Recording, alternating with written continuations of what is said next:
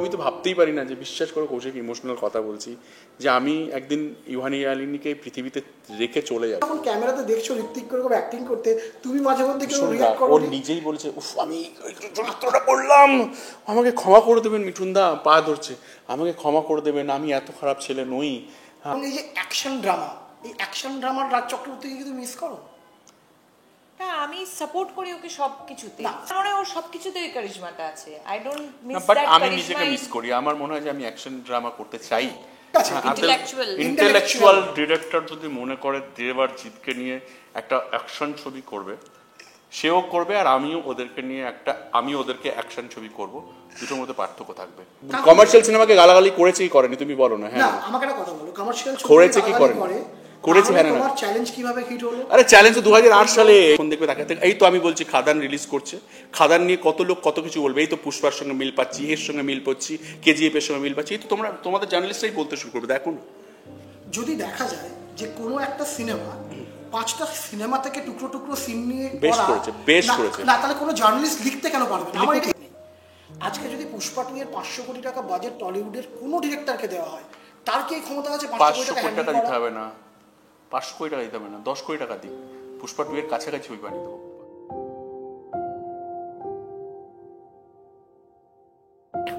নমস্কার, আনন্দলোকের সেলেব আড্ডায় আজ আমাদের সঙ্গে যে দুজন রয়েছেন, তাদের সঙ্গে আনন্দলোকের সম্পর্ক দীর্ঘ প্রায় 20 বছরের। কালক্রমে তারা হয়ে উঠেছেন ইন্ডাস্ট্রির অন্যতম পাওয়ার কাপল। আমাদের সঙ্গে রাজ চক্রবর্তী এবং শুভশ্রী গাঙ্গুলি আজ এই সেলেব আড্ডায়। রাজ এবং শুভশ্রী, বলো শুভশ্রী গাঙ্গুলি এন্ড রাজ চক্রবর্তী। শুভশ্রী গাঙ্গুলি এবং Raj Chakraborty. Thank you, correct করে নিলাম।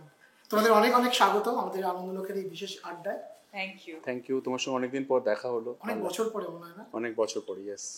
আর মানে কৌশিকদা এরকম ভাবে মানে ইন্ট্রোডাকশন এবং এই করছে, মানে ভাবাই যাচ্ছে না, অ্যাঙ্কারদের মতো করে। হ্যাঁ, নরমালি আমরা তো প্রিন্টের জন্য ইন্টারভিউ নিয়ে অভ্যস্ত, আমরা এখন ডিজিটালিও এসেছি। আনন্দলোক পেজটা ফলো করো, কিন্তু তোমরা ফলো করোনি। আচ্ছা, করে দেবো। আমাদের আজকের এই আড্ডার কেন্দ্রবিন্দুতে রয়েছে সন্তান, আর আমাদের সঙ্গে 2 সন্তানের জনক জননী তারা রয়েছেন আমাদের সঙ্গে। পুত্র সন্তান এবং কন্যা সন্তানকে নিয়ে ভরা সংসার, এই অনুভূতিটা কেমন? অসাধারণ।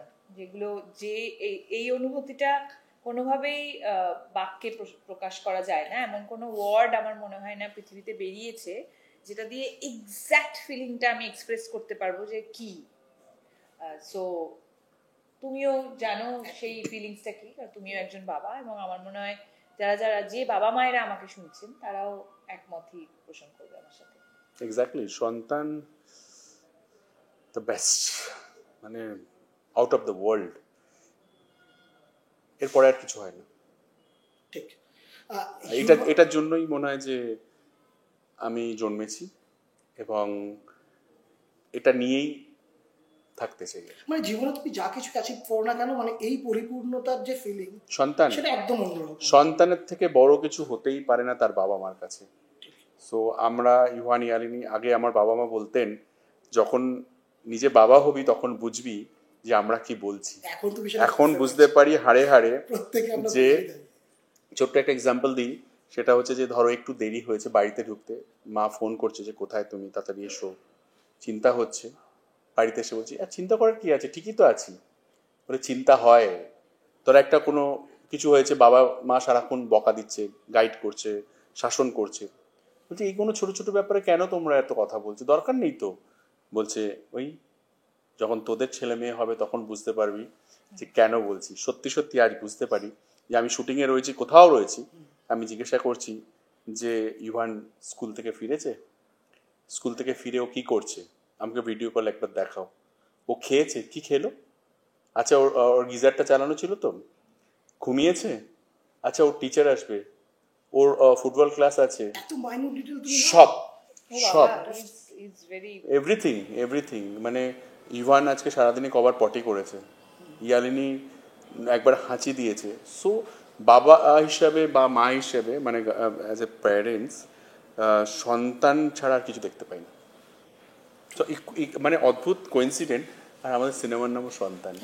মানে যে সময় আমরা সেজন্যই ওটা দিয়ে শুরু করলাম, যে সময় actually। ব্রো, যে সরি আমি ওকে ব্রো বলি, ওর নাম ঠিক কৌশিক। আছে, আচ্ছা আমরা না আপনিটা ছেড়ে দিই, আমরা তুমি তো বলি, নাহলে আপনি বলেছি? আমি শুরুতে আপনি বলেছি। বেশ করেছো আপনি বলেছো, তুমি এটা বেশি আতেল হয়ে গেছো। সো বেসিক্যালি যে ব্রো, সেটা হচ্ছে যে সত্যি বলছি, এটা কোইন্সিডেন্ট।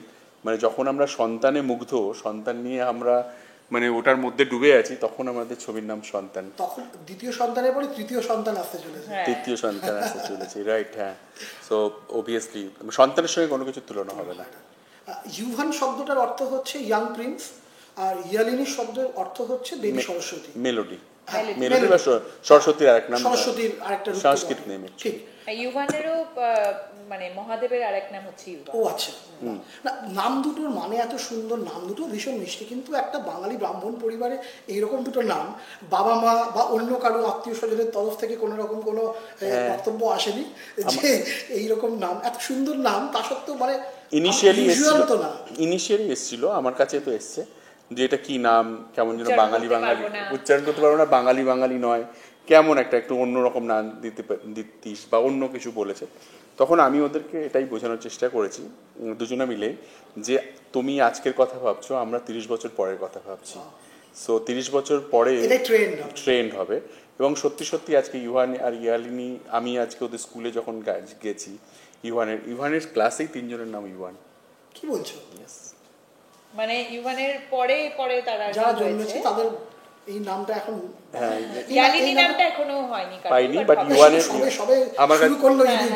আমার ইয়েতে তোলা আছে, মানে আমার ছবি তুলে রেখেছি ওদের, ইউহান নাম আছে, এসছে আর কি নতুন। সো বেসিক্যালি আমার মনে হয়েছিল যে ওরা যখন 30 বছর বয়স হবে ওদের, বা 25 বছর বয়স হবে, তখন এতটাই এগিয়ে যাবে, তখন আমরা না আরো মডার্ন কোনো কিছুতে বিশ্বাস করব। তো আমি চাইলাম যে যদি ওরা তো সেই সময় একটু এমন নাম থাকে যেটার সঙ্গে ভ্যালুজও আছে, যেটার সঙ্গে মানে যেমন তেমন না অর্থবহ নাম, মানে শুধু একটা শব্দ তো নয় এটা, কিন্তু ভীষণ অর্থটা ভীষণ সুন্দর। কিন্তু আমি শুধু বাঙালি করে রাখতে চাইনি অনেস্টলি, যে মানে কোনো একটা মহাপুরুষের নাম বা কোনো কিছুর নাম দিয়ে রাখতে চাইনি আর কি। আমরা চেয়েছি একটা ইউনিভার্সাল, ইউনিভার্সাল, এবং যার মধ্যে ধর্মটাও বোঝা যাবে না, ধর্মের ওখানে কোনো জায়গা নেই সেই অর্থে। ইউনিভার্সাল। এবং আমার মনে হয় যে বাঙালিদের নামও ইভান ইয়ালিনী হবে আর কি। সেটা হয়েছে। না আমি বলছি যে এই নামটা কার মাথায় প্রথম এসেছিল, তোমার না তো? কার হতে পারে? সুন্দর সুন্দর মায়ের মাথায়। ফ্যান্টাস্টিক। এই নিয়ে আর কোনো তর্ক হয়নি। ও বাবা, না, দুটো নামই আমি রেখেছি এবং সেই নিয়ে কোনো মতবিরোধ ছিল না। ইউভান যখন রেখেছিলাম এক চান্সেই সবারই পছন্দ ছিল, এবং আমি যখন মানেটা বলার পরে বরং আরো না, যখন আমি নাম সিলেক্ট করেছিলাম, ইউভান যখন হয়েছিল, আমি জানতাম যে ইউভান নামটাই আমি দেবো, যদি আমার ছেলে হয় আমি ইউভান নামটাই দেবো। তো আমি ওকে বলেছিলাম যে ইউভান। হি ওয়াজ অ্যাবসলিউটলি অলরাইট। ইউভান মানেটাও ভীষণ সুন্দর এবং অন্যরকম। রাজের ছেলে প্রিন্স ঠিকই আছে। হ্যাঁ। আর ইয়ালিনী যখন দিয়েছিলাম তখন ও একবার বলেছিল যে দুটোই, যখন যেহেতু ইউভান তখন অলরেডি স্কুলে ভর্তি হয়ে গেছিল, তো অনেকটা লিস্টের নিচের দিকে ওয়াই যেহেতু লিখছে, এখন হ্যাঁ তো এ দিয়ে না, আবার এখন ডবল এ দিয়ে লোকে লিখছে না। হ্যাঁ হ্যাঁ, তো সেটার জন্য ও বলেছিল যে একটু নিচের দিকে চলে যাচ্ছে, কি আর সারা জীবন কি স্কুলে পড়বে, সারা জীবন কি কলেজে পড়বে, বাট সারা জীবন নামটা নিয়ে তো ঘুরে বেড়াবে। না, আরেকটা কথা বলেছিল, সেটা হচ্ছে যে নাম নিচে থাকুক, মানুষটা উপরে উঠে যাবে, কাজটা উপরে করবে, চিন্তা করো না। সো এটা ছিল আমাদের কনসার্ন, ওয়াই দিয়ে এটাই ছিল যে দুজনের ওয়াই মানে হচ্ছে লাস্টে থাকবে। অ্যালফাবেটিক্যাল অর্ডারে তো। হ্যাঁ, সো এটা আমাদের কনসার্ন ছিল। সন্তানরা জেনারেলি আমরা যা দেখেছি ট্রেন্ড, সেটা হচ্ছে যে মেয়েরা বাবাদের নেওয়াটা হয় আর ছেলেরা মায়েদের পক্ষে নেয়। তোমাদের বাড়িতে ইকুয়েশনটা কিরকম? মানে অ্যাকচুয়ালি ইভান, ইয়ালিনী এবং রাজ তিনজনেই এবং লীলা চক্রবর্তী মানে আমার মা, সবাই আমরা একজনেরই নেওটা, সেটা হচ্ছে শুভশ্রীর। মানে ইউয়ান যতটা নেওটা ওর মায়ের, হ্যাঁ ইউয়ান যতটা নেওটা ওর মায়ের, ইয়ালিনীও নেওটা, অবভিয়াসলি ওকে দেখলে আর কিছু দেখে না। আর লীলা চক্রবর্তী মানে আমার মা, সেও ওরই নেওটা। আর তোর বাকি রইলাম আমি নেওটা না হলে খাবো সবার কাছে, সো আমি নেওটাই। তার জন্য না, নেওটা আমি আর কি। দুঃখ হয় যে সবাই মায়ের পক্ষে। আমি খুব খুশি, আমি খুব আনন্দ। আমি দেখি যখন মা আর বাচ্চাদের কেমিস্ট্রিটা, যখন একে অপরকে আদর করে বা প্রোটেক্ট করে, আমি দেখেছি ও যখন একটা বাচ্চাকে ক্যারি করছে, মানে যখন ও ছোট্ট সিড ছিল সেখান থেকে ওকে মানে প্রত্যেক সপ্তাহে আমরা দেখতাম ওইটা। আর সেখান থেকে এই বাচ্চাটা বড় হয়েছে এবং ভাবতেই পারি না একটা মায়ের সঙ্গে বাবার কোনো কম্প্যারিজনই হয় না। বাবা অনেক মাইল দূরে থাকে আর আমি মা আর সন্তানের বন্ডিংটাকে আমি এনজয় করি। সো আমি চাই আমি এফোর্ট দিই, আমি প্রোটেক্ট করি যাতে এই বন্ডিংটা সারা জীবন থাকে। ইউভান যখন ধরো প্রথম ইয়ালিনীকে দেখলো, যখন প্রথম দেখলো তখন একটা হয় না যে বাচ্চাদের হয় না যে আমার ভালোবাসা এবার ভাগ করবে, মানে এই বোধটা তখন না, হচ্ছিল, বা ওর ওর আচরণটা কিরকম দেখেছে? আসলে আমরা যেটা আমি বারবার মানে বলছি বা আমি এটা বিলিভ করি যে মিলেনিয়াল মিলেনিয়াল পেরেন্টস যারা, তাদের ইয়ে থেকে না পেরেন্টিংটা একদম চেঞ্জ হয়ে গেছে এবং তারা অন্যরকম ভাবেই বাচ্চাদেরকে মানুষ করবে। তো যখন ইউভান আমার পেটে ছিল, আমি একটা বই পড়েছিলাম, একটা পেডিট্রিশনের বই যেটা 0 to 18 পর আমাদেরকে বাচ্চাদেরকে ছেড়ে দিতে হবে তাদের জীবনে। সো ওখানে লেখা ছিল একটা জায়গায় যে মানে বেসিক্যালি সাইকোলজিক্যালি আমাদেরকে বাচ্চাদেরকে মানুষ করতে হয়। এবং যখন ইয়ালিনী আমার পেটে আসে তখন ইউভানের সমস্ত ইমোশনস তৈরি হয়ে গেছে, ভালো লাগা, খারাপ লাগা, দুঃখ, অভিমান, রাগ, সব কিছু। সো নর্মালি ভুলটা আমরা কোথায় করি, যখন নতুন নিউবর্ন বেবি আসে তাকে পুরো কনসেন্ট্রেশনটা দিয়ে ফেলি। তো বেসিক্যালি ওদের কিন্তু কনসেন্ট্রেশন অতটা দরকার পড়ে না, ওদের জাস্ট খাওয়া অ্যান্ড ঘুম। আমরা সেটা করিনি, আমরা ইউভানের ওপরই পুরো কনসেন্ট্রেশনটা দিয়েছিলাম যাতে করে ওর কখনোই মনে হয়নি যে আমার স্পেসটা কেউ এসে নিয়ে নিয়েছে। তাই জন্য মানে আমি একটু আগে বলতে চাইছিলাম, কালকেই ও আমাকে বলছে যে মা তুমি ওর মা নও, আমি ওর মা। ইউভান আমাকে বলছে, কাল রাত্রে বলছে যে আমি ওর মা, আমি ওকে সব করাবো, নাপি চেঞ্জ করাবো, খাওয়াবো, ওকে আমি ঘুরতে নিয়ে যাব, ওকে আমি টেক কেয়ার করবো, ও তো আমার জান, ও আমার জান। জীবনের বয়স এখন 4 বছর এক্স্যাক্টলি এই কথাটা বলেছে। ইয়ালিনীর বয়স হচ্ছে 1 বছর। 1 বছর। বাবা না, আরেকটা আমি একটা খুব ইন্টারেস্টিং ওর ক্ষেত্রে দেখেছি যে যখন ও হসপিটালে মানে ইয়ালিনীর জন্য যখন ও হসপিটালে যাচ্ছে আর কি, তো সেই সময় তার আগেও আমাকে বলেছিল ইউয়ানের আমাকে একটা ছবি বাঁধিয়ে এনে দাও। তো আমি বললাম কেন? তো বললো এনে দাও না। তো বেসিক্যালি ও যখন ওখানে গেছিল, হসপিটালে ছিল, তো ওর ছবিটা পাশে রাখা ছিল, ইউভানের ছবিটা। হ্যাঁ। তো ইউহান যখন প্রথম ডেলিভারি হওয়ার পর বাচ্চাটা ইউহানকে নিয়ে আসা হয় হসপিটালে, তখন ইউহান গিয়ে প্রথম দেখেছিল যে মা আমার ছবিটা ওর পাশে রেখে দিয়েছে। অ্যান্ড দেন ও এটা খেয়াল করেছে, নোটিস করে। মানে আমরা ভাবি যে ছবি বই পড়াটার এফেক্ট। হ্যাঁ, আমরা ভাবি যে বইটার কথা বললে, বইটার নামটা এক্ষুনি আমি মনে করতে পারছি না, বাট আমরা ভাবি যে বাচ্চারা কিছু বোঝে না, বাট ওরা এত মাইনিউট ডিটেলস লক্ষ্য করে, আমাদের থেকে অনেক বেশি ওদের শার্প ব্রেন, বিকজ ওদের ব্রেনটা ডেভেলপমেন্ট ইয়েতে ওই সময়টা থাকে। সো আমাদের একটা স্ট্যাগনেন্ট জায়গায় চলে এসেছে। সো ও গিয়ে যখন একটা বড় ছবি মায়ের পাশে ওর ছবি দেখলো, হি ওয়াজ সিকিউর। এবং অনেক কোনো সাইকোলজি আছে, যেমন যে কোনো আমরা কখনো ধরো কেউ কিছু একটা বললো, আমরা কখনো বলিনি ইভান তোমার দোষ, এটা তুমি ঠিক করনি, বা অন্য বাচ্চার সামনে ওকে বকছি, সেটা কখনো করি না আর কি। ওকে বোঝাই যদি কোনো ভুল করে বা কোনো কিছু মনে হয় যে ওকে বোঝানোর দরকার আছে। কখনো এটা নয় সবার সামনে ওকে ছোট করে দেখানো। তো এইগুলো খুব সাইকোলজিক্যালি সবসময় তো এই কথাটা বলে যে বাচ্চাদেরকে তুমি বড়দের মতোই ট্রিট করো, বড়দের মতোই ট্রিট করো, আর সব মনে রাখে ওরা আর কি। ওর প্রত্যেকটা ডিসিশনকে আমরা রেসপেক্ট করি। মানে আমরা বাবা মা হয়ে গেছি, মানে বস নই আমরা, বাবা মা মানে আমাদের যতটা সহজ করা কিন্তু কঠিন, এবং কঠিন না গো, খুব সহজ। তুমি যদি এনজয় করো প্যারেন্টিংটা, তাহলে তুমি দেখবে তোমার ভালো লাগছে আর কি। তুমি যদি সব কাজের সঙ্গে ফ্যামিলিটাকে গুলিয়ে ফেলো বা বাড়ির বাচ্চাদেরকে গুলিয়ে ফেলো, তাহলে প্রবলেমটা চলে আসবে। মানে বাইরের যে তুমি স্ট্রাগল করছো বা যে লড়াইটা করছো, ঘরে এনো না, সেটাকে বাইরে রেখে এসো, তাহলেই দেবে ঘরে ঢোকার পরেই তোমার আর কোনো কিছুতে কোনো রিয়াক্ট হবে। বা ধরো কখনো আমরা যেহেতু মানুষ, যদি কখনো স্ট্রেসটা আমাদেরকে ছাড়তে চাইছে না, বাড়িতে নিয়ে চলে এসেছি, ইউ ম্যানেজ দ্যাট ওয়েল। ওই সময়টা বাচ্চাটার সাথে প্র্যাকটিক্যালি একটা ডিস্টেন্স বানিয়ে রাখো, মানে এরকম হাফ হার্টেডলি কিছু করো না যে আই এম নট ওয়েল। বোঝাও, ওরা বড়দের মতো কিন্তু বোঝে, I am not feeling well, আজকে আমাকে একটু স্পেস দাও, they will give you space. হ্যাঁ, ওকে আমরা বলি যে এরকম, বিশেষ করে ওর ক্ষেত্রে হয় যে আমার একটা শুটিং আছে, তো আমাকে একটু বেরোতে হবে, তোমার তাহলে কোনো অসুবিধা নেই? তো বলো না না তুমি যাও, অসুবিধা নেই আমার কোনো, তুমি রাত্রে আসবে তো, ফিরবে তো, তুমি বলে যাচ্ছ বলেই ব্যাপারটা আরো ইজি হচ্ছে। তুমি যদি না বলে চলে যাও, সেটা একটু হয়তো প্রবলেম হবে, তখন অনেকক্ষণ ধরে এক্সপেক্ট করবে। মানে আমি ওকে কোনো কিছু ভুল মানে মিথ্যে কিছু বলে তুমি কোথাও যাও না। হ্যাঁ, আমি যখন আউটডোরে যাচ্ছ অনেক দিনের জন্য তখন বলে যাই। ওকে তো নিয়েও যাও মাঝে মধ্যে অনেক। নিয়ে তো যাই, কখনো যদি নিয়ে নাও যেতে পারে আমি পারমিশন নিই যে আই এম গোয়িং, আমি আসতে পারবো না ফিরতে পারবো না because I will be very tired. তো ও তখন বলে যে তুমি কি ওখানেই নিনি করবে, মানে আমার কাছে করবে না সেটা জিজ্ঞেস করে না। হ্যাঁ নিনি মানে ঘুমাবে, নিনি মানে ঘুমানো। তো আমি বলি হ্যাঁ আমি ওখানেই নিনি করবো, ঠিক আছে। এইরকম একটা পারিবারিক ব্যাকগ্রাউন্ড থেকে তোমরা উঠেছো এবং আমি যেটুকু তোমাদের সম্বন্ধে যেটুকু জানি এত বছর ধরে দেখছি তোমরা পারিবারিকভাবে প্রচণ্ড বেশি বন্ডেড, এবং তোমার বাবা মা বা শুভশ্রীর বাবা মা বা দিদি সবার সঙ্গে তোমরা এত ওয়েল কানেক্টেড। সেখানে সন্তানের মতো একটা ছবি তোমরা কিভাবে কনসিভ করলে এবং এই ছবিটা মানে কিভাবে বানানোর কথা, মানে কেন এটা, মানে এই যে সন্তান ছবিটার যে আমরা মানে ট্রেলার দেখেছি যেটুকু, ভীষণ হার্ড হিটিং একটা ছবি। মানে সন্তানরা এরকম হোক সেটা তোমাদের পেরেন্টিংয়ের মধ্যেও নেই, তোমরা তোমাদের যে দৈনন্দিন জীবন তার মধ্যেও আমরা দেখি না, সেখান থেকে এরকম একটা ছবি বানানো।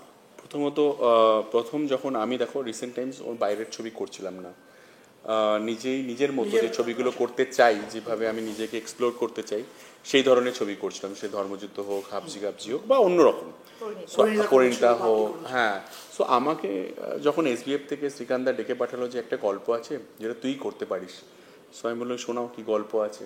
তো আমাকে যখন 4 লাইনে গল্পটা শোনায় আমার ভালো লাগে, তো আমি বললাম যে গল্পটা কি লেখা হয়ে গেছে, বলছে না আমরা ভাবছি।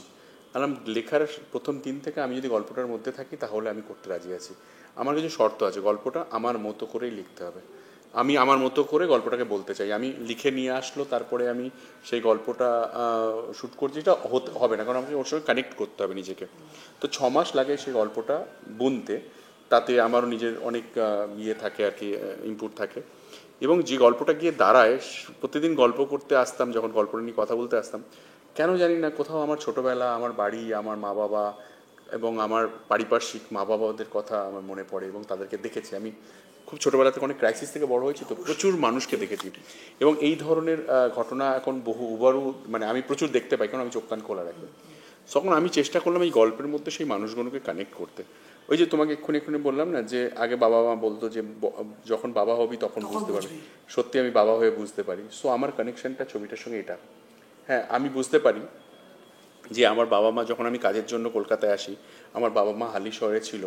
আমি সত্যি সত্যি খুব কাজের মধ্যেও বাবা মাকে ফোন করে বলতাম যে মা তুমি খেয়েছো, শরীর ঠিক আছে? বাবাকে ফোন করেছি হয়তো একটা, সারাদিনে হয়তো আর ফোন করিনি। তো আমি এই গল্পটা লিখতে লিখতে খালি আমার বাবা মার কথা মনে পড়ছিল যে আমি বাবা মার সঙ্গে এটা করিনি তো। এবং সেই সময় তোমার ওই কঠিন মেস লাইফ, তোমার ওই স্ট্রাগলের জীবন যেটা আমরা মানে জানি। এবং আমি হয়তো একদিনের জন্য বাড়িতে গেছি, মা হয়তো আমার জন্য খাবারটা বানিয়ে রেখেছে এবং সে ওয়েট করে আছে আমি কতক্ষণে বাড়িতে আসবো এবং আমাকে একবার দেখবে। সো আমি ভাবছি যেই বাবা মার কাছে তার সন্তান যায় না, বসে থাকে, এবং তার ক্রাইসিসটা কতটা হতে পারে। কারণ একটা বাবা মা কি হয় না, আমি যেমন সত্যি আমি এক্সপেক্ট করি যে আমার সন্তান হয়েছে, আমি যখন বয়স হয়ে যাবে তখন আমার কেউ না থাকুক, আমার সন্তান আমার পাশে দাঁড়াবে, আমাকে টাকা দিয়ে অর্থ দিয়ে সাহায্য করতে হবে না, কিন্তু আমার পাশে এসে দাঁড়ালেই আমি আর কিচ্ছু চাই না। আমি তো ভাবতেই পারি না যে, বিশ্বাস করো কৌশিক, ইমোশনাল কথা বলছি, যে আমি একদিন ইউহানি ইয়ালিনীকে পৃথিবীতে রেখে চলে যাব, এটা আমি ভাবতেই পারি না। আমি যদি চলে যাই ইউহানি ইয়ালিনীর কী হবে, আমি এটা মনে হয় আমি এখন থেকে এসব ভাবি। সো আমি এতটাই ইমোশনাল। তো আমি ভাবলাম যে বাবা যে 4 তলা বাড়িতে হয়তো থাকেন বাবা মা, তার বাড়িতে লিফট নেই, সেই বাবা মার কোনো সমস্যা হলে, হাঁটুতে প্রবলেম ম্যাক্সিমাম বাবা মার, কী হয়, সিকিউরিটিরা কাঠের চেয়ার নিয়ে আসে, সেটা করে নামায়, সেটা করে ওঠায়। ছেলে বলল মা তুমি ডাক্তার দেখিয়েছো? ছেলে একবার এসে সেই বাবা মাকে নামায়ও নি। তো সেই বাবা মার গল্প, যে ছেলে নিজে হয়তো নিউ টাউনে চলে গেছে, ভালো ফ্ল্যাটে থাকে, লিফট রয়েছে, ছেলেকে ভালো স্কুলে পড়াচ্ছে, শোনাচ্ছে, সব কিছু করছে, দিনে একটা করে ফোন করছে। সেই বাবা মার গল্প, সেই সন্তানের গল্প। আর মা বাবাও এক্সপেক্ট করে আছে কবে ও একদিনের জন্য আসবে, ওর বাচ্চাটা আমার কাছে কবে আসবে। আর কি হয় না, বাবা মার ক্ষেত্রে যখন সন্তানের সন্তান হয় না তখন তার প্রতি আরো দুর্বল হয়ে পড়ে। আমার মাকে এখন দেখি যে সকালবেলা উঠে, হ্যাঁ মানে সকালবেলা উঠে ইউহান কই, ইউহান কই, ইউহান, ওই ইউহান, হ্যাঁ মানে ইউহান কই সকালবেলা উঠে। আর ইউহানকে দেখলে আমার মায়ের সব শরীর খারাপ ঠিক। সো আমি বুঝতে পারি। তো আমাদের সন্তান, কৌশিক এই গল্পের নাম হয়তো সন্তান, খুব ক্লিশে, সবাই বলতে পারে রাজ চক্রবর্তী বানানো সিনেমা, ক্লিশে হবে, ভীষণ ড্রামাটিক হবে। না, তুমি যে তো emotional জায়গাটা আমি বলছি তোমাকে এই গল্পটার নাম সন্তান হতে পারে, কিন্তু এটা সবাই রিলেট করতে পারবে এবং এত ইমোশনাল, এত ভালো পারফর্ম করেছে মিঠুন দা, ঋত্বিক, অনুসুয়াদি, শুভশ্রী এবং সোহিনী সেনগুপ্ত। মানে ব্রিলিয়েন্ট সিনেমা, ব্রিলিয়েন্ট। এবং যেখানে ছেলে বাবার সঙ্গে ডিল করে যে তুমি বলো, তুমি আমার আমার সঙ্গে যেটা, তোমার তো টাকা দরকার, তুমি টাকার দরকার, কত টাকা নিলে তুমি আমাকে আমার পিছু ছাড়বে। তখন মা বলে, আর আমরা কি হয় সবাই জানি যে মা নর্মালি কি হয়, সন্তানকে আগলে রাখে, সন্তানেরই প্রিয় হয়। কিন্তু যখন বাবাকে তুমি কোনো সন্তান কিছু বলে, তখন মা কিন্তু বাবার পাশেই যতই হোক, কারণ মা অলওয়েজ বাবা রিলেটেড, মানে তার হাজবেন্ডকে প্রোটেক্ট করে আর কি। তুমি যখন সন্তান বাবাকে আঘাত করছে, তখন কিন্তু মা দাঁড়িয়ে পড়ে যে নো, তুমি যাই করো আমার স্বামীকে কিনতে পারবে না, my husband not for sale. So ওখান থেকে গল্পটা শুরু হয়। মানে আর তুমি বলছো ঋত্বিক আর মিঠুনদা যখন পারফর্ম করছে, আমি এই প্রশ্নটা আগে করি, তোমার কাছে উত্তরটা নেব। সেটা হচ্ছে সিরিয়াসলি ব্রো, যখন আমি প্রথম ট্রেলারটা দেখলাম না, মানে ঋত্বিকের সামনে মিঠুনদাকে এতটা অসহায় লাগছে, মাঝে মধ্যে মনে হবে গিয়ে ঋত্বিকের কলারটা চেপে ধরে, তাই মনে হবে। মানে ইনফ্যাক্ট আমি তোমাকে বিকাশ রায়ের একটা 42-এর যে সিনেমাটা লোকে জুতো ছুঁড়ে মেরেছিল, এমন অ্যাক্টিং করেছিল। তো তুমি যখন ক্যামেরাতে দেখছো ঋত্বিক করে অ্যাক্টিং করতে, তুমি মাঝে মধ্যে কেউ রিঅ্যাক্ট করো? ও নিজেই বলেছে, উফ আমি চরিত্রটা করলাম, আমাকে ক্ষমা করে দেবেন মিঠুনদা, পা ধরছে, আমাকে ক্ষমা করে দেবেন, আমি এত খারাপ ছেলে নই, হ্যাঁ আমাকে এই চরিত্রটা করতে হয়েছে আর কি। আর তুমি চোখটা দেখো না, তুমি পোস্টারের মধ্যে ওর চোখটা, মিঠুনদার চোখটা দেখো, তিনি দুটো চোখ। আর ঋত্বিক হচ্ছে এত ব্রিলিয়ান্ট অ্যাক্টর, আর মিঠুনদা সেই অসহায় লাগছে, মনে হচ্ছে যুব ভারতী প্রাঙ্গণে একটা ম্যাচ হচ্ছে, ইস্টবেঙ্গল মোহনবাগান ম্যাচ খেলছে, আর আমরা দর্শকের মতো দেখছি, এ ওকে একবার গোল দিচ্ছে, ওকে একবার গোল দিচ্ছে, মানে খেলা, এটা পুরো অভিনয়ের খেলা, দেখার মতো ব্রিলিয়েন্ট। মিঠুনদার সম্বন্ধে বলি, মিঠুনদাকে নিয়ে কাজ করা কতটা সহজ নাকি কতটা কঠিন? আমরা সবাই অনেকে শুনি যে মিঠুনদা নাকি প্রচন্ড মুডি, ইচ্ছে হলে বলেন আজকে আমরা শুট করবো না, আজকে প্যাক। এই ব্যাপারটা কি মিঠুনদাকে হ্যান্ডেল করা কতটা সহজ? Very easy. মিঠুনদা একটা বাচ্চাদের মতো, কিন্তু তুমি ডিরেক্ট এরকম একটা এক্সপিরিয়েন্স অ্যাক্টরকে যখন তুমি কাজ করবে, তুমি ডিরেক্টর হিসেবে তোমাকে প্রিপারেশন নিয়ে আসতে হবে। তুমি যদি প্রিপারেশন সব কিছু, তুমি ফ্লোরে এসে যদি তুমি কনফিউজ থাকো, ও বুঝে যায় আর কি, টেকনিক্যালি এতটা স্ট্রং। ও ওয়ান টেক অ্যাক্টর, তুমি যে শটটা নেবে ও ওয়ান টেক দেবে। কিন্তু তুমি যদি 4টে শট নিতে যাও, তাহলে তোমাকে প্রশ্ন করবে তুমি কেন নিচ্ছ, তুমি কোন শটটা লাগাবে। সো এই প্রশ্নের উত্তর না দিতে পারলেই তুমি তখন কি হবে, তখন হ্যাঁ ওই লজিকটা থাকতে হবে এবং ওকে বলতে হবে, কারণ টেকনিক্যালি অতটা স্ট্রং। এবার কি হয়েছে, আমাদের এখন একটা নতুন নিয়ম হয়েছে, একটা সিনের 10 রকমভাবে শ্যুট করে এডিটে গিয়ে ইয়ে করা, মানে এডিট করে কনফিডেন্সের অভাব। হ্যাঁ, তো না আমি সেটা বলবো না, সেটা মিঠুনদার বক্তব্য হচ্ছে তুমি ক্লিয়ার হয়ে আসো, শর্ট ডিভিশন করে নিয়ে আসো, তোমরা কোনটা ক্লোজ, কোনটা মাস্টার, কোনটা ওয়াইড, আমি সেইটুকুনি দেবো, আমি বেস্টটা দেবো। মিঠুনদা কি হয়েছে, মিঠুনদার একটা ওল্ড স্কুলিং আছে, তো কন্টিনিউটি ওই কি হয় না, যদি 4-5 রকমভাবে শ্যুট করা হয়, কন্টিনিউটিটা মনে রাখতে হয়। মিঠুনদা বলে আমি তো স্বতঃস্ফূর্তভাবে অ্যাক্টিং করছি, আমি কেন কন্টিনিউটি মনে রাখবো, আমি মাথায় হাত দিয়েছিলাম না, আমি এখানে চুলকেছিলাম নাকি কোথায়, আমি দ্বিতীয়বার ওইটা করতে পারবো না।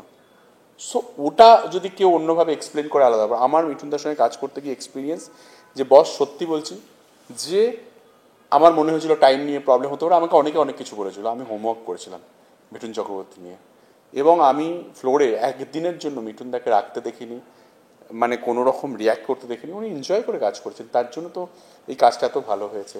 সো আমি প্রিপারেশন নিয়ে গেছি, এই সিনটা আমি এইভাবে শ্যুট করবো, আমি গিয়ে বলেছি দাদা আমার এই সিনটাই এতক্ষণ লাগবে, ডুয়েট। আর উনি শট চলাকালীন কোনোদিন ফ্লোর থেকে যেতেন না, কারণ অন্য শট হতো তো উনি কিউ দিতেন নিজে একই ইমোশন দিয়ে। তো আমি সেই লোকটাকে কি করে বলবো যে উনি মুডি, কিচ্ছু না, গল্প ভালো হোক, ডিরেক্টর যদি ভালো করে ওনাকে কনভিন্স করতে পারে, তাহলে ফ্লোরে উনি ভালো। যদি ওনাকে নিয়ে ছেলে খেলা করতে যাও, তাহলে ওর থেকে খারাপ কেউ। শুভশ্রীর কি অভিজ্ঞতা মিঠুনদার সাথে এই ছবিতে কাজ করে? আমি অ্যাকচুয়ালি আমার শুটিংয়ের আগেই আমি মিঠুন চক্রবর্তীর অভিনয় দেখতে সেটে পৌঁছে যেতাম।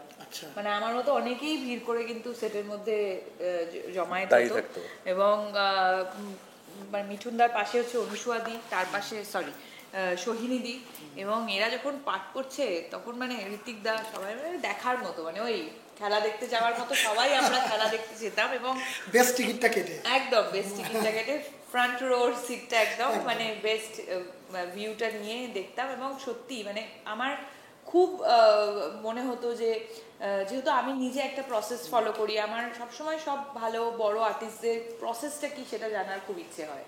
সো আমি মাঝে মাঝে এই প্রশ্ন করতাম, তুমি এতগুলো ছবি করেছো, কোন চরিত্রটা সব থেকে বেশি কঠিন, কোন চরিত্রটা করতে তোমার মনে হয়েছে যে মানে চ্যালেঞ্জিং মনে হয়েছে, কি তোমার প্রসেস, এইসব প্রশ্ন করতাম। আর একটা কথাই বলতো যে আরে আমি জন্মেছি অভিনেতা হয়ে, বুঝেছি, আমি হচ্ছে অর্গানিক, ব্যাপার আছে একটা আমার কোনো ইয়ে নেই, আমার কোনো লাগে না, দেখবি দাঁড়াবো এক্ষুনি, সেটাই মনে হয় আমি, মানে আমি সত্যি ছাড়া সত্যি সত্যি সত্যি ব্রো।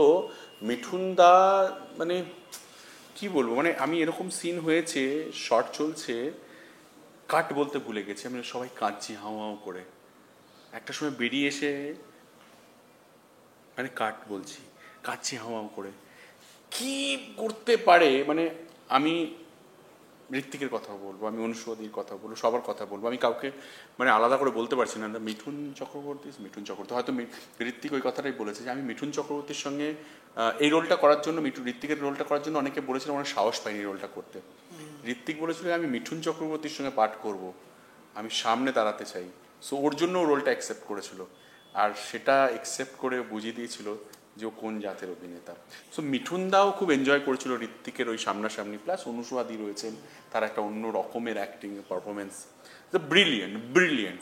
আমি তোমায় বলছি ব্রো, 20 তারিখে ছবিটা রিলিজ করবে ডিসেম্বরের, 20 তারিখে নয় 21 তারিখ থেকে তুমি বুঝতে পারবে যে ছবিটাতে কি আছে, মানে এটা লাইক চিরদিনের মতো হবে, মানে প্রথম দিন এক্স্যাক্টলি, মানে ওই ইমোশনাল ফ্যাক্টরটা রাজ চক্রবর্তীর, যে সেই ইমোশন ধরা, মানে এই জায়গা থেকে আমি পরের প্রশ্নটা আসতে চাই, সেটা হচ্ছে আমি শুভকে জিজ্ঞেস করবো যে চ্যালেঞ্জের রাজ চক্রবর্তী আর পরিণীতা বাবলির রাজ চক্রবর্তী, অভিনেত্রী শুভশ্রী গাঙ্গুলি কোন ঘটনার রাজ চক্রবর্তীকে মানে বেশি এগিয়ে রাখবে?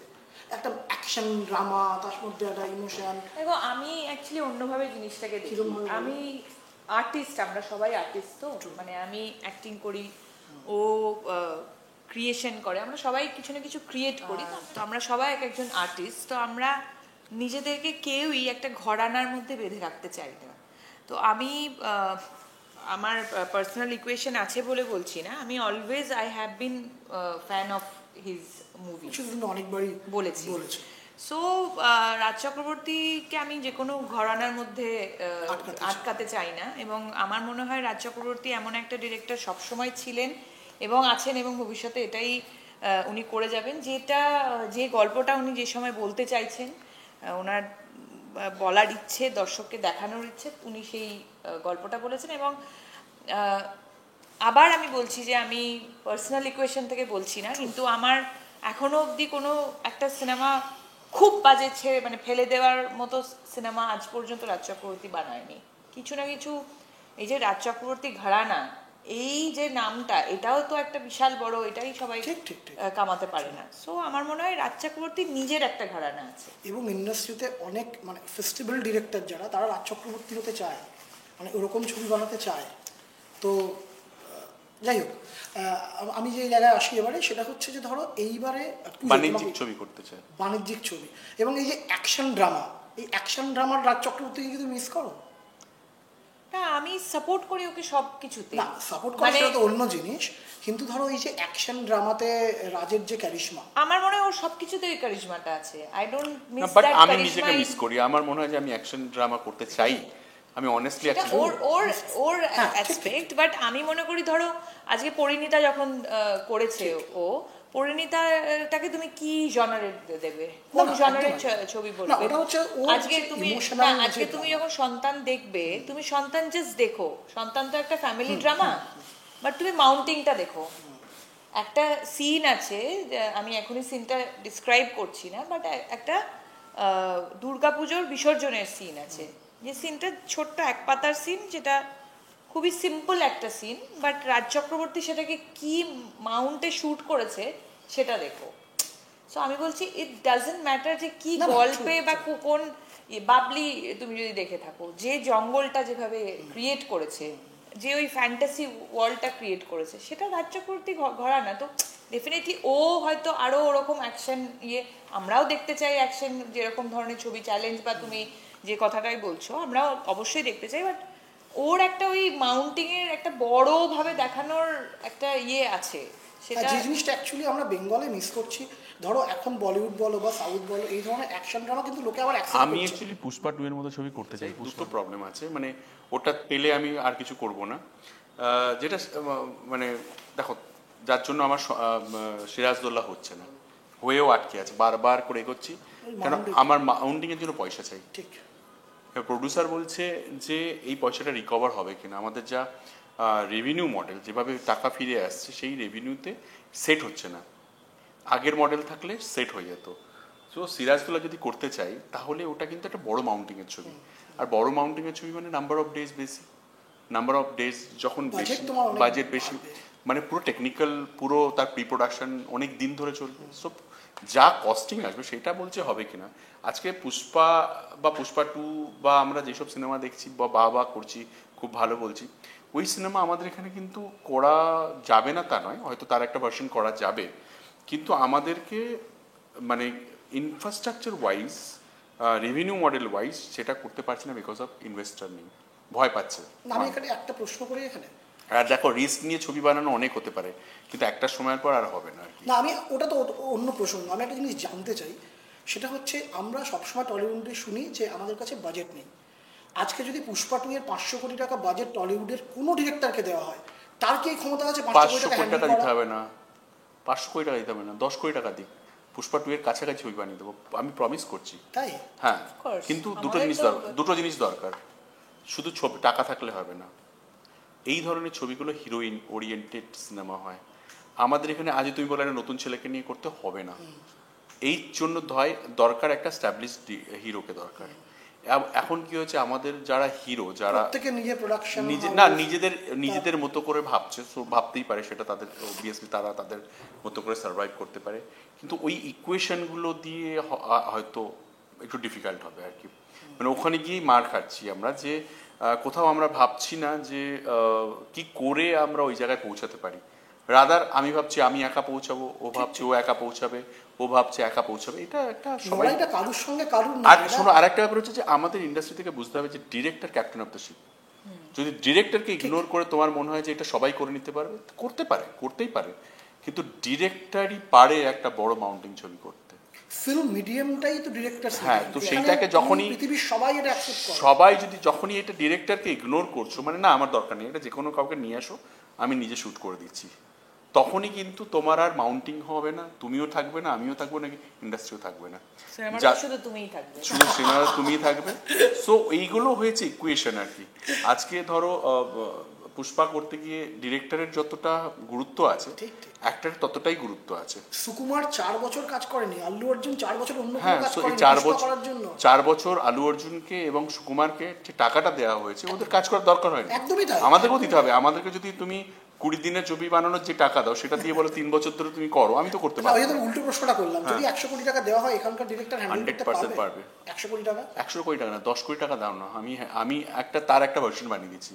তুমি আমার সিরাজদৌল্লা বানানোর জন্য লাগবে 14-15 কোটি টাকা, তুমি সেটা করে দাও, দেখো আমি পাঠিয়ে দিচ্ছি কিনা। আমি সারা জীবন ধরে তুমি দাও, মানে দেখো, ছবি ভালো করার দায়িত্ব আমার, ডিরেক্টরের রেসপন্সিবিলিটি, কিন্তু ছবিটাকে তারপরে মার্কেটিং করা, সেটাকে ইয়ে করা, সেটা তো একটা প্রসেস আর কি। কিন্তু একটা ভালো হিরো লাগবে, যাকে দিয়ে হবে না। একটা কোনো মানে আমাদের এখানে খুব লিমিটেড রয়েছে, তাদের মধ্যে একজনকেই লাগবে। হ্যাঁ, এবং আমি বলছি মাউন্টিং ছবিও দরকার, অনেক টাকা খরচা। দেব আর জিৎ একসঙ্গে একটা ছবি করুক না, অ্যাকশন। এক্স্যাক্টলি, এই প্রশ্নটা আমার একদম শেষ প্রশ্ন। দেব আর জিৎ একসঙ্গে একটা আসবো ওটায়, দেব আর যেটা সবাই বলছে বহুদিন ধরে, রাজ চক্রবর্তী পারলেই একমাত্র পারবে দেব আর জিৎকে একসঙ্গে আনা। না, রাজ চক্রবর্তী পারবে না, এরা দুজনেই পারবে দুজনের কাছে আসার। রাজ চক্রবর্তীটা এখানে কোনো সাবজেক্টই নয়। আমি বহুদিন ধরে বলে আসছি এরা দুজনে এক জায়গায় আসা উচিত, কারণ এরা দুজনাই নিজেদের মতো একটা পারসেপশনে নিজেদের মতো করে কাজ করতেই পারে, আমি রেসপেক্ট করি।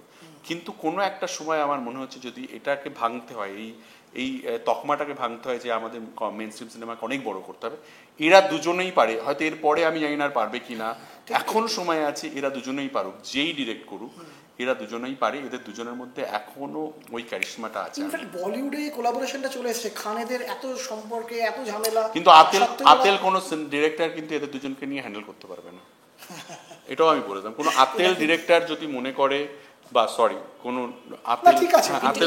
ইন্টেলেকচুয়াল ডিরেক্টর যদি মনে করে দেব আর জিৎকে নিয়ে একটা অ্যাকশন ছবি করবে, সেও করবে আর আমিও ওদেরকে নিয়ে আমি ওদেরকে অ্যাকশন ছবি করব, দুটোর মধ্যে পার্থক্য থাকবে।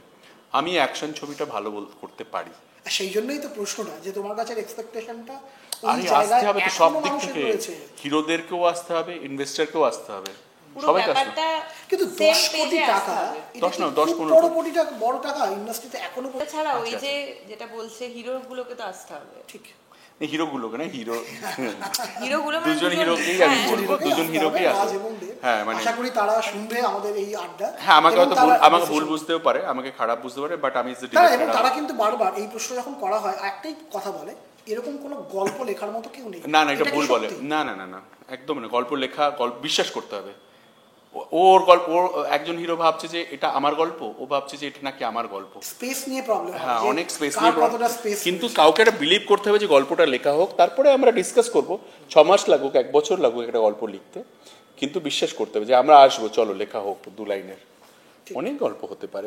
দেখো যে কোনো জিনিস তো আমরা নিয়ে আসি না, আমরা আজকে থেকে শুরু করি, 1 বছর পরে গিয়ে, আজকে সন্তান শুটিং 6 মাস ধরে লেখা হয়েছে, আর গল্পতেই বেশি সময় দিতে হবে। হ্যাঁ প্রথম লেখাতেই গল্প দাঁড়াবে না, অনেক সময় লাগবে, অনেকগুলো ড্রাফট হবে, হলে ভালো হয়। দেখো হলে ভালো হয় আর কি। আমি কাউকে ছোট করছি না, সরি, আপনারা আমাকে ভুল বুঝবেন না। হ্যাঁ আপনাদের আমি জানি অনেক মানুষ আছে যারা আপনাদের হয়ে লেখে, আমি আমার কথা নিজে বলি। আমার আগে ব্রো ছিল, ব্রো এখন আপনাদের কথা বলে। আপনাদের মানে কার? ওই যে দাঁত চেপে যারা বাবু বলে। তা আমার একটা প্রবলেম আছে, হিপোক্রেসিতে আমার প্রবলেম, আমার হিপোক্রেসিতে প্রবলেম আছে। আমার হেভি রাগ হয়, আমি প্রচন্ড রাগ হয়, হিপোক্রেট আমাদের এখানে। এবং বাবলি রিলিজ হয়েছে, কিছু লোকজন মিলে কি করে তার রেটিং নামানো যাবে, রাজ্যপতি যাতে ভালো রেজাল্ট না করতে পারে, 6.8 করে দিয়েছে, 1 করে দিয়েছে। আমি তো বুঝি না নাকি কোনো দর্শক 1 দেবে না, দরকার পড়ে ভালো না লাগলে দেবে না, ঠিক আছে। 1 নামাও। আমার তখনই মনে হলো, আমি ধাক্কাটা খেলাম। সো আমার মনে হলো যে কেউ কারোর ভালো চায় না, আর যখন কেউ কারোর ভালো চায় না তখন সেই জায়গার কোনোদিন উন্নতি হবে না। দর্শকের দোষ, দর্শক তো ভাবছে এদের মধ্যে ইকুয়েশন নেই, দর্শক পেলে ছবি দেখবে, 100% না। দর্শক যখন দেখে এদের মধ্যে এই প্রবলেম আছে, তখন দর্শক ভাবে এদের কাজের মধ্যে কোনো অনেস্টি থাকবে না। বাংলা ইন্ডাস্ট্রিতে নিজেরাই নিজেদের পাশে দাঁড়ায় না, তারপর তারা সবাই বলে সবাই। না আমি বিশ্বাস করি না, আমার পাশে কেউ তাকে দাঁড়াতে হবে না। আমার ছবি ভালো লাগলে দেখবেন, আমার ছবি ভালো না লাগলে দেখবেন না, আমার পাশে দাঁড়াতে হবে না। আমি এখানে ভিক্ষা চাইতে আসিনি। বাংলা সিনেমার পাশে কাউকে দাঁড়াতে হবে না, বাংলা সিনেমার পাশে দাঁড়িয়ে কারোর উন্নতি হবে না। আপনার যদি সিনেমা দেখতে ইচ্ছে করে, যে সিনেমা দেখতে ইচ্ছে করবে আপনি সেটা দেখুন। তবে একটা জিনিস, সিনেমা দেখে সিনেমার সমালোচনা করুন। ট্রেলার দেখে সিনেমার সমালোচনা করবেন সেটাতে আমি মেনে নেব না, কারণ ট্রেলার দেখে যদি আপনি সিনেমার সব বুঝে যান, তাহলে আপনি আমার জায়গায় থাকতেন, আমি আপনার জায়গায়। আগে এখন এখানে কি হচ্ছে, ট্রেলার টিজার দেখেই বলে দিচ্ছে সিনেমা কি হবে। অত সহজ, ডিরেক্টররা সব কি গাধা? এটা হতে পারে? কোনোদিন মেলাতে পারেনি আজ অব্দি। ঠিক আছে, আপনার প্রফেশন আপনি করতেই পারেন, কিন্তু ওটাতে প্রবলেম আর কি, সবাই সমালোচনা। বাইরের সাউথের সিনেমা নিয়ে খুব এই যেমন, সরি আমি তোমাকে বলছি, এই যে আরজি করের ঘটনা করলো, সবাই গিয়ে আরজি করের ওখানে দেখছি যে আই ওয়ান্ট জাস্টিস। তখন বাবলি আমাদের রিলিজ হয়েছে, প্রথম 3 দিন প্রচন্ড ভালো গেছে, তারপরে আস্তে আস্তে ড্রপ করছিল। উমা দেখি তাদের মধ্যে সেই স্ত্রী টু দেখছে রাত্রিবেলা গিয়ে, উপরে গিয়ে সাউথ সিটির উপরে গিয়ে পাবে গিয়ে হ্যাঁ, আমি ধরেছি, ভিডিও করেছি, আমি তাদের নাম ইয়ে করতে পারবো না। রাত্রিবেলা গিয়ে পাবের উপরে তারা মালকে বাওয়ালি করছে, আর বলছে, তারাই বলছে তাদের ইয়েতে, তাদের লোকজনকে দিয়ে বলাচ্ছে যে boycott Babli, boycott Tollywood. Why? ওই সময় তো তুমি বোঝো, তুই ভাবো যে সেই সময় আরজি করে আমি বলছি আমাদের সিনেমা খুব খারাপ, মেনে নিলাম, কিন্তু তুমি বয়কট বাবলি কেন বলছো, বয়কট টলিউড কেন বলছো? সেই বাঙালিটাই তো যাচ্ছে গিয়ে স্ত্রী টু দেখছে। তবে ব্রো এখানে একটা কথা, বাংলা ছবির দর্শক আর বাঙালি দর্শক এই দুটো কি, মানে বাংলার দর্শক দুটো কিন্তু এক নয়, এটাকে তুমি মানবে? না, প্রচুর বাঙালি আছে যারা গিয়ে পুষ্পা দেখে এবং তারা বলতে ভালোবাসে বাংলা সিনেমা কই হয় এমন যে আমি দেখবো। হ্যাঁ, বাংলা গান, বাংলা ছবিটা ঠিক দেখা হয় না, বাংলা গান কি আর হচ্ছে শোনা হয় না। একটা সেলফি, হ্যাঁ সরি, এগুলো বলতে শুরু করলে অনেক কিছু হয়ে যাবে। আমরা হচ্ছি কাকড়ার জাত, আমরা হচ্ছি হিপোক্রেট, আমরা হচ্ছি নিজেদেরকে ছোট করতে ভালোবাসি, বাট আমি মনে করি যে সন্তান দেখতে ইচ্ছে করলে দেখুন, না দেখতে ইচ্ছে করলে দেখবেন না। তবে বাংলা সিনেমার পাশে দাঁড়ানোর দরকার নেই। আমরা সিনেমা বানাই যারা সিনেমা দেখতে চায় তাদের জন্য। এই শীতে লিটারেলি আক্ষরিক অর্থে দেব ভার্সেস শুভশ্রী, খাদান ভার্সেস সন্তান। ওফ, কি টিআরপি তোলার জন্য করছে। দেব শুভশ্রী নামটা জড়িয়ে দিলে ভাবে খুব টিআরপি হবে না। মিঠুন দা ভার্সেস দেব হতে পারে, শুভশ্রী কেন? শুভশ্রী তো এখানে ক্যামিও। সো বেসিক্যালি জার্নালিস্টরা চায় সবসময় একটা যে কোনো বিতর্ক বা একটা এমন কিছু কিউব মানে একটা কি বলবো এটাকে পাঞ্চ লাইন দিয়ে আমরা করবো যেটাতে লোকে খুব আহা হা হা লিখবে বলবে। বাট আমার মনে হয় যে মানুষ ওই যে এটা মিঠুনদার ভার্সেস তো নয়, দেবের এবং মিঠুনদার ছবি আসছে, আরো অনেক ছবি আসছে, টোটাদারও ছবি না, এটা কি বলবো চলচ্চিত্র আসছে। হ্যাঁ, তো তাদের ছবি। শুভশ্রী ভার্সেস দেবের কেন হবে? শুভশ্রী তো আর হিরো নয় ছবিটার, তাহলে বলতে পারে যে লয়ার সেই তো হিরোর পার্টটা প্লে করতে পারে। ছোট্ট রোল। ও আচ্ছা, হ্যাঁ। এবার আমার যে প্রশ্নটা সেটা হচ্ছে যে প্রমোশন নিয়ে আমি জিজ্ঞেস করছি। মানে ধরো এই যে সন্তানের প্রমোশন সে অর্থে আমরা এখনো দেখতে পাচ্ছি না। খাদান একই সময় রিলিজ করছে প্যান বেঙ্গল, এটা কি কোনো স্ট্র্যাটেজি? না, না ওদের ছবির প্রমোশন করার স্পেস আছে, আমাদের ছবিতে নাচ গান করার কোনো স্পেস নেই। আমাদের ছবিতে যত সাইলেন্ট থাকবো তত বেটার। আর যারা দর্শক ছবি দেখার কথা ভাববেন তারা ঠিক খুঁজে নিয়ে ছবিটা দেখতে চলে যাবেন আর কি। সো আমার মনে হয় যে খাদান যেভাবে প্রমোশন করছে এটা বাংলা সিনেমার জন্য খুব ভালো, এটা হওয়া উচিত। আমাদের ছবিতে যদি আমরা নাচ গান করি তাহলে ছবির কন্টেন্টটা কেটে যাবে, এটা একটা কারণ। আমরা ইন্টেনশনালি, আমি কি বললাম 20 তারিখ 21 তারিখ থেকে ছবি, 21 তারিখে যদি ছবি না ওঠে তুমি আমাকে ফোন করে আমার সঙ্গে যা কথা বলার বলে দিও। 21 তারিখ থেকে ছবি সুপার হিট, 20 তারিখ নয় 21 তারিখ। 21 তারিখে ইয়েস, ফার্স্ট 3টে শো হওয়ার পরে। ওকে, আচ্ছা, একটা সময় রাজ চক্রবর্তীর কাছ থেকে আমরা ইন্ডাস্ট্রিতে প্রচুর হিট হিরো হিরোইনের জুটি পেয়েছি, রাহুল প্রিয়াঙ্কা, দেব শুভশ্রী, সোহম পায়েল, সোহম মিমি, পরবর্তী সময় বনি কৌশানী। 10 বছর হয়ে গেল ইন্ডাস্ট্রিতে কোনো নুসরাতের জুটি কার সাথে? আমি জুটির কথা বলছি, তোমার ছবির হাত ধরে যারা উঠে এসছে।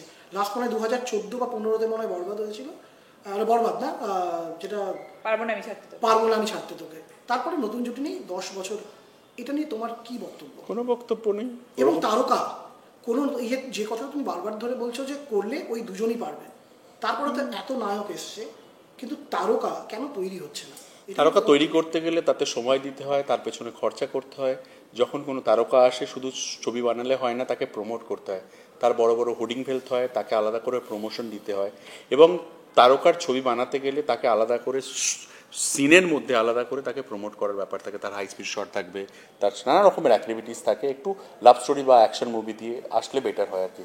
সো তারকা তৈরি করতে গেলে তো আমরা পরের দিকে যখন প্রচণ্ড তোমরা সবাই মিলে উঠে পড়ে লাগো কমার্শিয়াল সিনেমার পেছনে, তখন আমরা কমার্শিয়াল সিনেমা থেকে আস্তে আস্তে পিছু পা হতে শুরু করে দিই। তখনই আমরা শুরু করে দিই প্রলয়ের মতো সিনেমা করতে, যেটাকে তোমরা সাপোর্ট করো না।